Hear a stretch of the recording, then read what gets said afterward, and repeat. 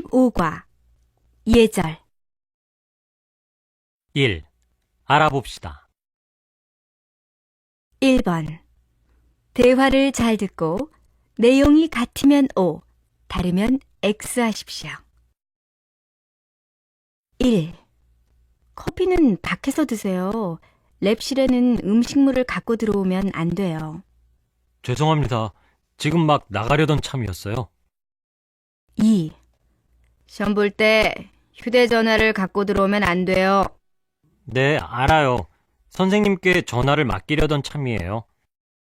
3. 여기에서 학생증을 만들 수 있습니까? 네. 그런데 저기 있는 번호표를 뽑지 않으면 안 돼요. 알고 있습니다. 지금 번호표를 뽑으려던 참이었어요. 2번 대화를 잘 듣고 내용이 같으면 O, 다르면 X 하십시오.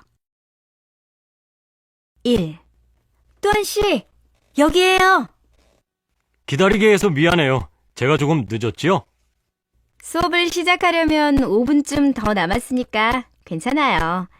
또한 씨, 그런데 모자를 쓰고 교실에 들어갈 거예요? 아니요. 이제 막 벗으려던 참이에요. 한국에서는 수업 시간에 모자를 쓰면 안 된다고 들었어요. 2. 와, 도서관에 사람이 정말 많군요. 시험 기간이라서 그래요. 참 풍씨, 휴대전화 진동으로 하셨죠?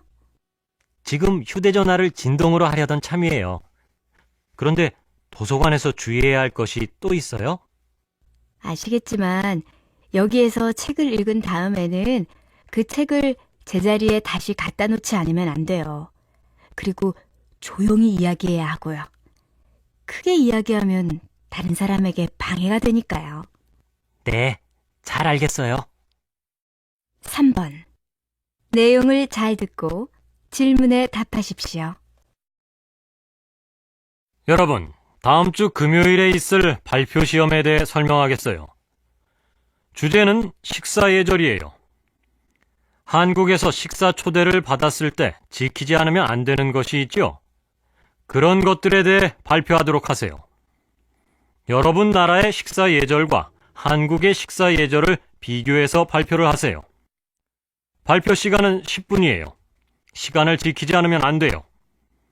다른 사람이 발표를 할 때는 옆 사람과 이야기하지 말고 발표 내용을 잘 들으세요. 그리고 듣는 사람은 발표가 모두 끝난 후에 질문을 하도록 하세요. 마지막으로 발표할 때 사용하는 말에 대해 설명하겠어요.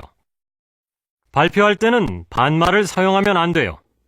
그리고 평소에 친구들과 이야기할 때 쓰는 말을 사용하지 마세요. 예를 들어, 안녕하세요. 한국의 식사 예절에 대해 발표하겠어요. 라고 말하지 않고, 안녕하십니까. 한국의 식사 예절에 대해 발표하겠습니다. 라고 말해야 해요.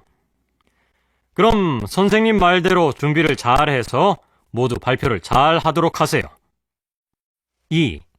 들어봅시다. 2번 내용을 잘 듣고 질문에 답하십시오.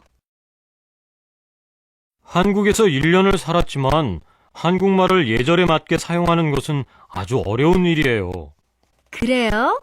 특히 어려운 것이 뭐예요? 높임말이 어려워요. 그래서 아직도 실수를 할 때가 있어요. 그래요? 어떤 실수를 했어요? 학교에서 처음 한국어를 배울 때였어요. 선생님의 말씀을 잘 알아들을 수 없어서 선생님께 쓰세요라고 말하니까 선생님께서 아주 당황해 하시면서 그럴 때는 써주세요라고 말해야 한다고 하셨어요. 그렇군요. 선생님께 명령하는 것처럼 말을 하면 안 되지요. 그리고 얼마 전에는 높임말을 열심히 공부한 후에 아는 형에게 진지 드셨어요? 하고 물어본 적이 있어요. 그 형이 뭐라고 했어요? 그 형은 한참을 웃고 난 후에 진지 드셨어요? 라는 말은 나이 많은 어른께 사용하는 말이고 자기에게는 식사하셨어요? 라고 말해도 된다고 했어요. 그 말을 듣고 너무 창피했어요. 괜찮아요.